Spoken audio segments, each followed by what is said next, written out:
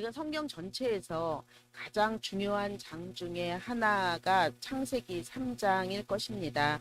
구속사적인 측면에서 보면 구원에 대한 그 모든 내용이 이렇게 집약되어 있기 때문인데요. 하나님의 말씀에 불순종한 사람들에 대한 하나님의 심판의 이야기입니다. 사람은 하나님의 형상대로 지음받았습니다. 그것은 하나님과 교제하며 행복하게 살기 위함입니다. 그런데 사람이 하나님께 불순종하고 죄를 지었습니다. 그 결과 하나님과의 관계가 끊어지고 각종 저주와 고통 속에 살게 되었습니다. 성경이 아주 흥미로운 그 옛날 이야기이기는 하지만 그것이 지금 우리와 무슨 상관이 있을까라고 생각하실 텐데요. 성경은 하나님의 이야기이고 세상의 이야기이고 우리들의 삶을 다루는 이야기입니다. 그렇기 때문에 시대에 구애받지 않습니다. 우리는 살아가면서 크고 작은 많은 문제들을 만납니다. 개인적으로는 그 이웃들과의 갈등으로부터 시작해서 환경이나 정치, 권력까지 그 모든 문제들을 접하게 됩니다. 그때 그 갈등의 근본적인 원인이 무엇인지 우리가 생각하게 되는데요. 그 모든 문제들을 어떻게 해결할지 여러 가지 방법을 제시하기도 합니다. 그러면 이제 그런 것들을 이렇게 살펴보다 보면 결국에는 모든 문제의 해답은 성경에 있다는 것을 알게 됩니다. 다른 방법으로는 도저히 설명할 길이 없기 때문입니다. 그러니까 여러분 시간 낭비하지 마십시오. 다른 방법으로는 문제를 해결할 수 없습니다. 하나님의 말씀은 진리입니다. 단순히 우리를 깨우치는 그 교훈이 아닙니다. 과거로부터 지금까지 여전히 살아 움직이는 진리의 말씀입니다. 하나님은 2000년 전이나 3000년 전에도 그 공경에 처한 사람들을 찾아오셨습니다. 지금도 마찬가지입니다. 우리의 삶을 직접적이고 적극적으로 다루시기를 원하기 때문입니다. 창세기 3장은 실제로 태초의 사람이 그 잘못된 행동에 대해서 온전히 설명해주고 있습니다. 지금도 우리 각 사람이 그 행동을 반복하고 되풀이하고 있다는 것이지요.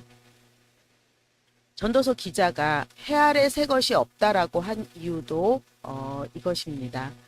그러니까 옛날에 비해서 지금이 얼마나 발전하고 달라졌는데요. 과학이 발달하고 우리들의 생각도 얼마나 진보적인데요. 라며 우리가 옛사람과 완전히 다르다고 생각할 수 있습니다. 그러나 구약시대의 사람들과 우리는 형태는 좀 달라졌지만 옛날에 했던 행동들을 지금도 그대로 하고 있음을 발견하게 됩니다. 똑똑한 머리로 눈부신 발명품들을 만들어내고 과학의 발전을 이루어낸 것은 사실입니다만 성경에 기록되지 않은 그 참신한 죄는 만들 수 없는 것 같습니다.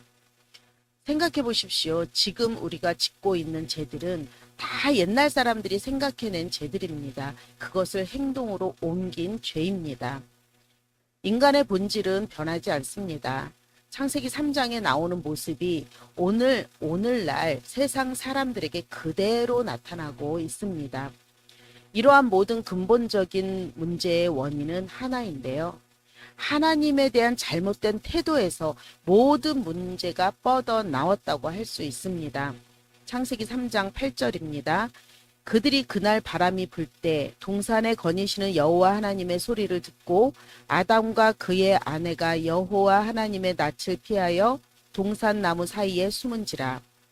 마치 아담과 하와는 이렇게 말하는 것 같습니다.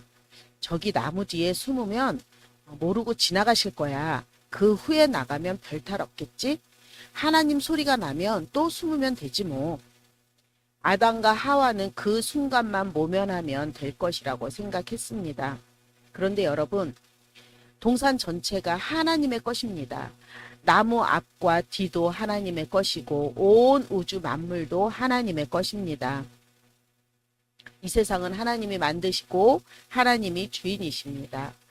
이 세상에 어디를 가더라도 하나님은 거기 계시고 누구도 하나님을 막을 수 없습니다. 물론 우리는 본능적으로 반감이 있습니다. 그래서 몸을 숨김으로 이제 하나님과의 관계가 끊어졌다고 생각합니다. 그렇게 하나님 없이 살기로 결심합니다. 그러나 3장 8절을 기억하십시오. 그들이 그날 바람이 불 때 동산에 거니시는 여호와 하나님의 소리를 듣고 아담과 그의 아내가 여호와 하나님의 낯을 피하여 동산 나무에 숨은지라. 우리는 독립된 피조물이 아닙니다. 세상도 우리의 것이 아닙니다. 우리는 세상을 향해 명령할 수도 없고요. 세상에서 일어나는 어떤 일도 우리가 결정할 수 없습니다.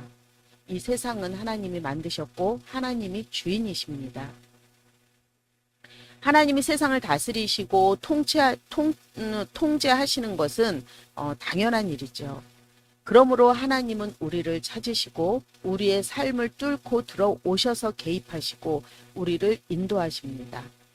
아담과 하와는요, 이제 하나님과의 관계가 끝났다고 생각했지만 하나님은 동산으로 그들을 찾아오셨습니다.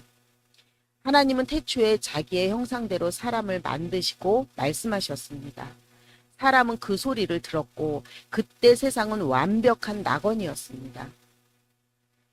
사람들은 낙원에서 하나님의 창조의 목적대로 살았습니다.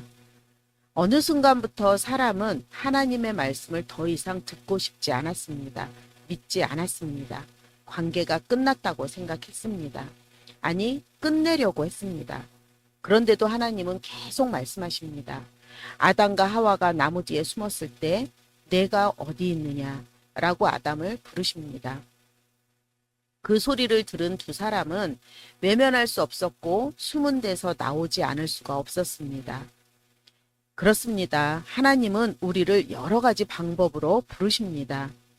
하나님이 아담과 하와에게 말씀하신 것처럼 직접 귀에 들리는 소리로 말씀하시는 것은 아닙니다. 양심을 통해서 말씀하시기도 합니다. 요나서 1장 5절을 보면 사공들이 두려워하여 각각 자기의 신을 부르고 또 배를 가볍게 하려고 그 가운데 물건들을 바다에 던지니라. 그러나 요나는 배 밑층에 내려가서 누워 잠이 드니라. 요나는 자신의 불순종으로 인해 자신과 이방 뱃사람들의 생명이 위태로워진 것을 직감했습니다. 양심에 찔렸지만 그냥 모른 척합니다. 또 꿈이나 환상으로도 말씀하십니다. 욥기 4장 13절을 보면 사람이 깊이 잠든 즈음 내가 그 밤에 본 환상으로 말미암아 생각이 번거로울 때에 7장 14절 계속 읽습니다. 주께서 꿈으로 나를 놀라게 하시고 환상으로 나를 두렵게 하시나이다. 하나님은 이렇게 여러 모양, 여러 방면으로 말씀하십니다. 그런데 우리가 죄 때문에 귀가 멀어 듣지 못하는 것입니다. 하나님은 아담에게 인격적으로 다가오셔서 말씀하셨습니다. 아담아, 내가 어디 있느냐? 하나님은 그 전에 뱀과 하와 사이의 여러 이야기가 그 오갔던 것을 우리는 말씀을 통해서 보았습니다. 그들은 하나님에 대해서 얘기합니다. 사단이 말합니다. 하나님이 참으로 너희에게 동산 모든 나무의 열매를 먹지 말라 하시더냐? 하나님을 의심하게 하려는 사단이 질문합니다. 하와는 하나님의 말씀에 너희는 먹지도 말고 만지지도 말라. 너희가 죽을까 하노라 하셨느니라. 하나님에 대한 이야기를 주고받는 것 같은데 각자의 생각이나 의견을 밝힌 것입니다. 9절에 여호와 하나님이 아담을 부르시며 그에게 이르시되 내가 어디 있느냐. 하나님께서 나무 뒤에 숨어있는 아담과 하와를 부르십니다. 그리스도인이 되고자 할 때 가장 먼저 겪는 일이 바로 이것입니다. 하나님이 자신을 부르신다는 사실을 깨닫는 것입니다. 음성으로도 부르시고요. 꿈으로, 환상으로, 때로는 우리 삶 속에서 고난과 역경을 통해서도 말씀하십니다. 아담아, 내가 어디 있느냐? 하나님이 내려와 아담을 보셨고 아담을 찾으셨습니다. 조금 전까지만 해도 아담은 동산을 거닐고 있었습니다. 4절과 5절 제가 읽겠습니다. 뱀이 여자에게 이르되 너희가 결코 죽지 아니하리라. 너희가 그것을 먹는 날에는 너희 눈이 밝아져 하나님과 같이 되어 선악을 알 줄 하나님이 아심이니라. 하와는 사단의 그 제안을 듣고는 갑자기 자기가 뭐라도 된 것처럼 우월한 위치에 있다고 생각이 들었습니다. 사단의 의도대로 된 것이죠. 하나님은 창세기 2장 17절에 분명히 선악을 알게 하는 나무의 열매는 먹지 말라. 내가 먹는 날에는 반드시 죽으리라 라고 하셨습니다. 그런데 3절에 하와가 뭐라고 말했는지 보십시오. 동산 중앙에 있는 나무의 열매는 하나님의 말씀에 너희는 먹지도 말고 만지지도 말라. 너희가 죽을까 하노라 하셨습니다. 자기 의견을 밝힌 것이죠. 하나님이 있어야 할 자리에 자신이 서서 말을 한 것입니다. 사단의 말을 들은 하와는 순간 자신이 능력이 있는 것처럼 착각합니다. 하나님의 말씀은 진리이고 생명이고 빛이십니다. 그렇기 때문에 우리 안에 들어오시면 실제가 되는 것입니다. 말씀이 능력이 되어서 우리 삶을 다스려야 하는데요. 타락한 인간들이 오히려 하나님의 말씀에 자기의 생각을 집어넣고 하나님을 연구하려고 합니다. 하나님의 말씀이 옳은가 그른가 검토를 합니다. 다른 종교를 연구하듯이 기독교도 살펴보겠다는 것이죠. 하나님의 말씀을 그대로 받아들이지를 못합니다. 어디 보자, 그리스도는 어떤지. 그런데요, 이때 우리가 놓치는 부분이 있습니다. 하나님을 시험하고 검토하고 연구하려고 하면 할수록 우리가 더 시험대 위에 오른다는 사실을 기억하시기 바랍니다. 말을 많이 할수록 자신의 실상이 부지중에 드러나게 됩니다. 그러다가 문득 시험대에 올라가 있는 것이 자신임을 깨닫게 됩니다. 스코틀랜드의 소설가인 월터 스코트경은 그의 소설이 별 볼 일 없다라고 평가한 한 사람에 대해서 언급했습니다. 그의 말은 스코트에 대해서는 거의 아무것도 알려주지 못했다. 오히려 그 말을 하고 있는 본인에 대해서는 엄청나게 많은 정보를 알려주었다라고 꼬집었습니다. 참으로 정확한 지적입니다. 하나님을 판단하려는 사람들에 대해서도 똑같은 지적을 할 수 있습니다. 간혹 성경의 오류를 찾아내려고 성경을 읽다가 오히려 성경의 무엇성을 믿게 된 사람들도 있습니다. 그러니까 우리는요, 하나님에 대해서 말을 하는 입장이 아닙니다. 오히려 들어야 하는 입장이라는 것을 깨달아야 합니다. 하나님이 우리를 여러 방법으로 찾아오시는 것은 우리의 의견을 물으러 오시는 것이 아닙니다. 하나님의 관심은 우리의 의견에 있지 않습니다. 우리 자신에게 있습니다. 지금 어디 있느냐? 내가 왔다, 아담아. 어디 있느냐?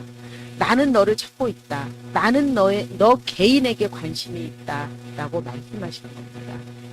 그리스도인이 될 때 가장 먼저 알아야 할 점이 이것입니다. 우리 자신을 바로 아는 것입니다. 우리는 아담처럼 자신을 방어하고 자신을 숨기려고 합니다. 우리 자신을 너무나 잘 알고 인격적으로 다가오시는 하나님을 대하기가 좀 부담스럽게 느껴진 것입니다. 나무 뒤에 숨어버리면 만남을 차단하면 되겠지? 그런데 하나님은 그 장애물을 해치고 들어오십니다. 하나님은 우리의 삶, 우리가 하는 일, 우리가 가는 곳 모두를 다루기를 원하십니다.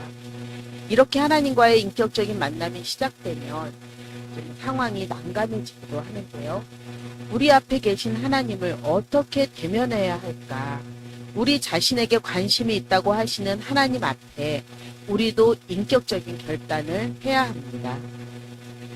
아담아, 내가 어디 있느냐? 정확하게 어느 자리에 있느냐? 거기서 무엇을 하고 있느냐? 라고 물으시는 하나님 앞에 서십시오.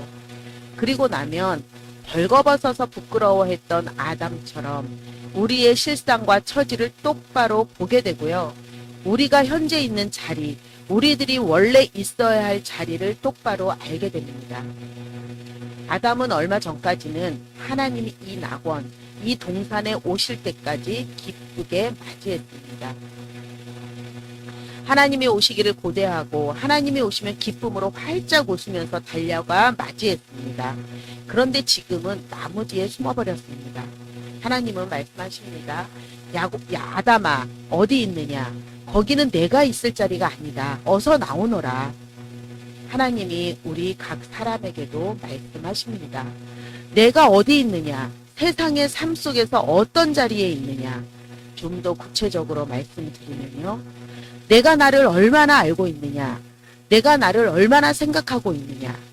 좀 더 간단하고 노골적으로 질문하겠습니다.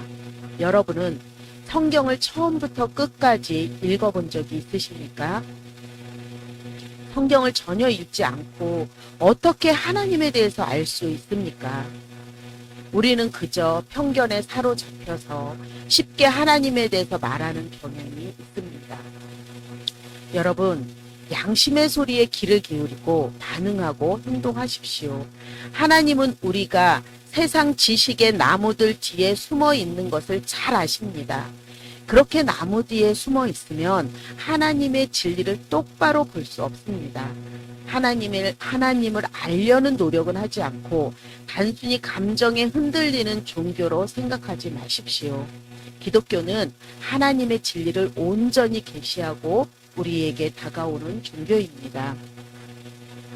C.S. 루이스의 예기치 못한 기쁨이라는 책이 있습니다. 그가 무신론자에서 그리스도인이 되기까지의 그 여정을 담고 있는데요. 그는 직접 겪은 다양한 경험과 내면의 그 갈등을 솔직하게 풀어냅니다. 기독교는 눈물이나 짜는 그런 종교인 줄 알았다고 말하는 이들도 있습니다만 기독교 신앙이 단순히 미신이 아니라 상당히 타당성이 있음을 논리적으로 잘 설명하고 있습니다. 나무 뒤에 숨는 태도는 정직한 태도가 아닙니다. 넓은 데로 나와서 상황을 똑바로 직시하고 부딪혀 보기를 거부하는 태도입니다. 하나님은 우리가 하나님을 얼만큼 아는 위치에 있는지 묻습니다. 더 집요하게 우리에게 다가와 던지는 질문이 있습니다. 일상생활 전반에서 정직의 측면에서 봤을 때 여러분의 자리는 어디냐는 것입니다. 또한 영적인 성결의 측면에서 여러분은 어느 자리에 서 있느냐고 묻습니다. 자신을 냉정하게 생각해 보시기 바랍니다. 우리는 뻔히 알면서도 잘못을 저지를 때가 있습니다. 돌아서서 후회할 줄 알면서도 돌이키지 못하는 것이 우리의 문제입니다. 그러니까 어떤 대단한 의견을 내놓는 것이 중요한 것이 아닙니다.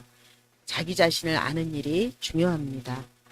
나는 법 없이도 사는데요 라고 하실 분이 계실 수 있습니다. 과연 그럴까요? 우리가 혼자 있을 때의 모습을 영상으로 누군가 보고 있다면 어떨 것 같습니까? 하나님은 말씀으로 우리의 삶을 다루시길 원하십니다. 말씀에 도전하십시오. 요한복음 4장에서 예수님이 사마리아 여인을 만나는 장면이 있습니다. 예수님이 피곤하여 우물가에 앉으셨습니다. 사마리아 여인이 물을 길러왔고 서로 대화를 합니다. 유대인과 사마리아인에 대한 이야기를 하고 영생에 대해 이야기를 합니다. 또 마르지 않는 야곱의 우물에 대해서도 이야기를 합니다. 그러다가 불쑥 예수님이 여인에게 이렇게 질문합니다. 요한복음 4장 16절에서 18절인데요. 가서 내 남편을 불러오라. 나는 남편이 없나이다. 내가 남편이 없다고 하는 말이 옳도다.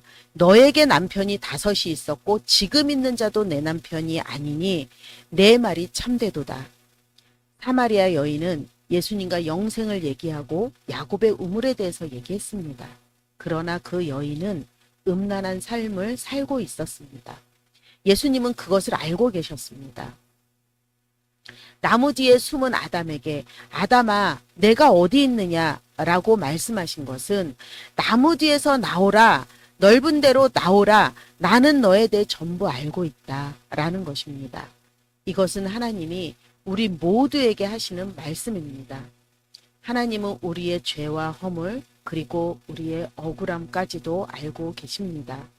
하나님께 나오기만 하면 됩니다.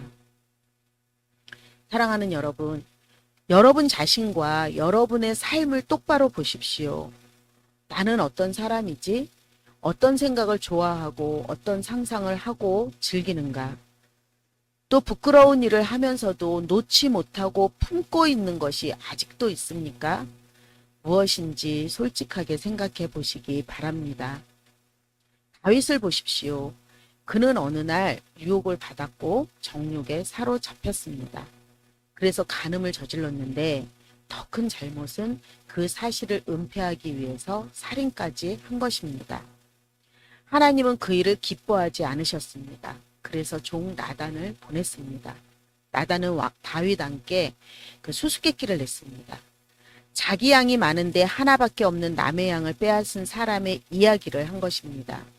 그 이야기를 들은 다윗은 분기가 충천하여 그런 사람은 벌해야 한다 라고 했습니다. 나단은 당신이 바로 그 사람이다. 지금 당신의 이야기를 하고 있는 것이라고 합니다. 하나님은 아담아 내가 어디 있느냐 라고 우리를 찾아와 인격적으로 말씀하십니다. 우리 자신과 우리의 삶 속으로 들어오신 것입니다. 그리하여 도덕적인 행동과 인격 전체를 다루십니다. 하나님은 우리가 저지른 일의 참된 본질을 깨우쳐 주십니다. 우리를 찾아와 때로는 타이르시고 때로는 위로의 말씀을 하십니다. 우리의 성격과 성품에 맞게 인격적으로 말씀하십니다. 창세기 3장 16절입니다. 누가 너의 벗었음을 내게 알렸느냐? 내가 내게 먹지 말라 명한 그 나무 열매를 내가 먹었느냐? 단순히 열매를 따먹은 것이 문제가 아닙니다. 하나님의 명령은 거룩한 법을 어긴 것이 문제였습니다. 나단을 통해 하나님의 음성을 들은 다윗은 진실을 알게 되었고 회개했습니다. 그리고 시편 51편을 썼습니다. 4절에 내가 주께만 범죄하여 주의 목전에 악을 행하였다고 고백합니다.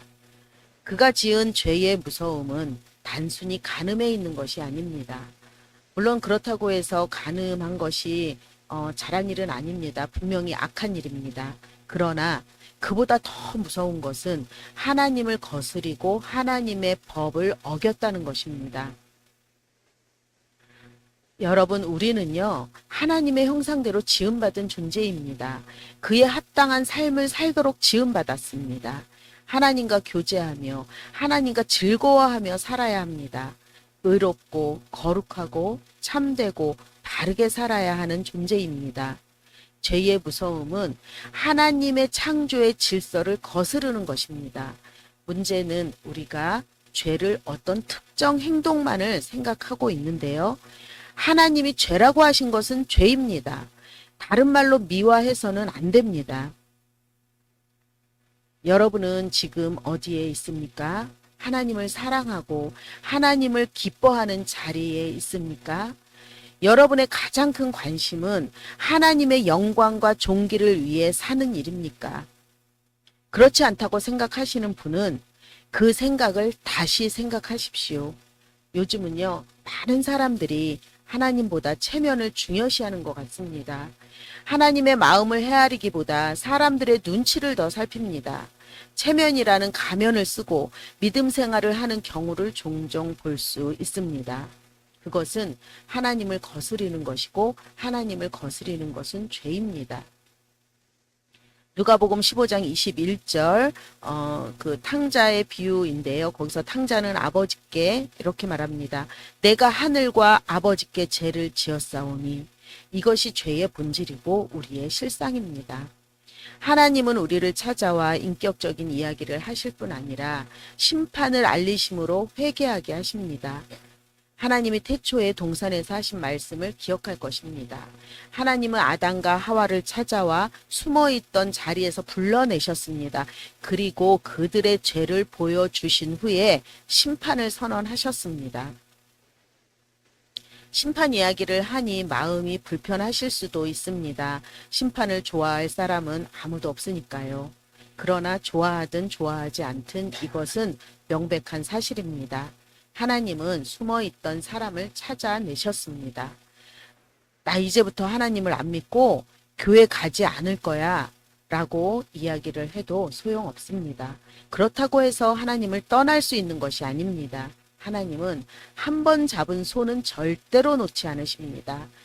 빛 한 줄기 없는 깜깜한 지하 깊숙한 곳에 몸을 숨기더라도 하나님은 늘 그러셨듯이 불러내십니다.